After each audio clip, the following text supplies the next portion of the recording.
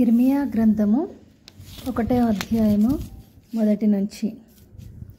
బెన్యామీను దేశమందలి అనాతోతులో కాపురమున్న యాజకులలో ఒకడై హిల్కీయా కుమారుడైన ఇర్మియా వాక్యములు. ఆమోను కుమారుడైన ఏషియా యూదాకు రాజయ్యుండగా అతని ఏలుబడి 13వ సంవత్సరమున యెహోవా వాక్కు ఇర్మియాకు ప్రత్యక్షమాయెను. మరియు ఏషియా కుమారుడగు యెహోయాకీము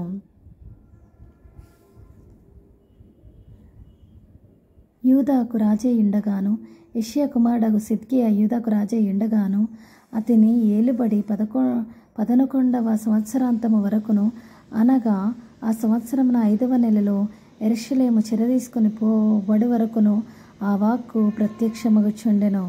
యెహోవా వాక్కు నాకు ప్రత్యక్షమై ఇలాగు సెలవిచ్చెను. గర్భములో నేను నిన్ను రూపింపక మునిపే నిన్నెరిగి తిని, నీవు గర్భం నుండి బయలుపడక మునిపే నేను నిన్ను ప్రతిష్ఠించి తిని, జనములకు ప్రవక్తగా నిన్ను నియమించి తిని.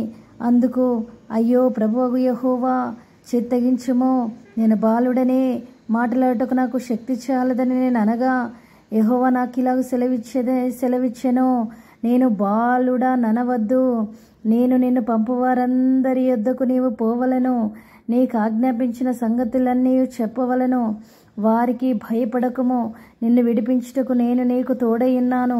ఇదే యెహోవా వాక్కు.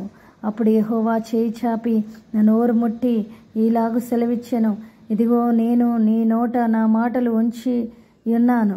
పెళ్ళగించుటకును, విరగొట్టుటకును, నశింపజేయుటకును, పడద్రోయుటకును, కట్టుటకును, నాటుటకును నేను ఈ దినమున జనముల మీదను రాజ్యముల మీదను నిన్ను నియమించి ఉన్నాను.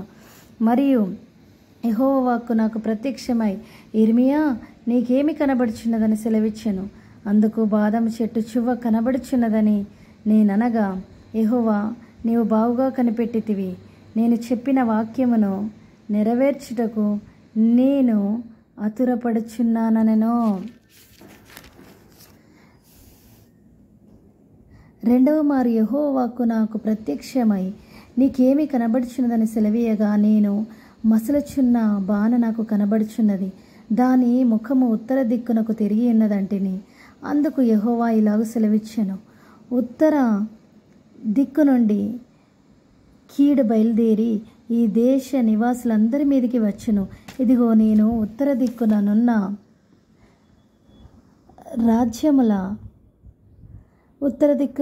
రాజ్యముల సర్వ వంశస్థులను పిలిచెదను. వారు వచ్చి ప్రతి వాడును యెరూషలేము గుమ్మములలోను, యెరూషలేము చుట్టూనున్న ప్రాకారములన్నిటికీ ఎదురుగాను, యూదా పట్టణములన్నిటికీ ఎదురుగాను తమ సింహాసనములను స్థాపింతురు.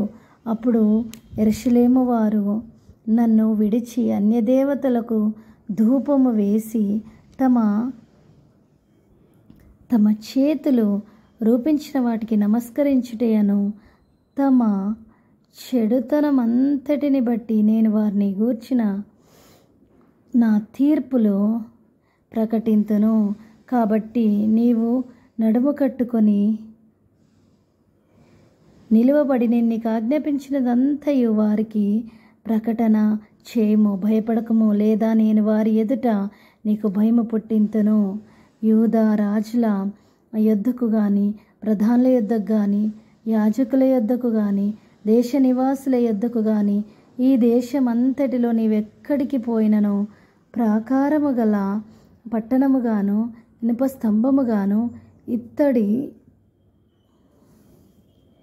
ఇత్తడి గోడలు గాను నీ ఉండునట్లు ఈ దినమున నిన్ను నియమించి ఉన్నాను. వారు నీతో యుద్ధము చేతురు గాని నిన్ను విడిపించుటకు నేను నీకు తోడైనందున వారు నీపైన విజయము పొందజాలరు. ఇదే యెహోవా వాక్కు. ఆమెన్.